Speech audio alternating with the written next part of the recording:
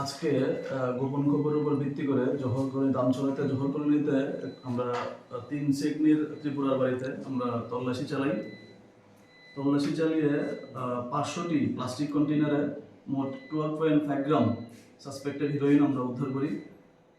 এর সঙ্গে আমরা কিছু সিরিঞ্জও আমরা সিজ করি। আর যেগুলি নেশা নিতে ইউজ করা হয়। এরপর আমরা প্রাথমিক তদন্তের উপর ভিত্তি করে জয়জিৎ দাস তপু ওকে আমরা আটক করি। একটি এনডিপিএস কেস তাদের বিরুদ্ধে রেজিস্টার করা হচ্ছে। আগামীকালকে তাদের ধর্মনগর জেলা কোর্টে আমরা তাদেরকে পাঠাবো।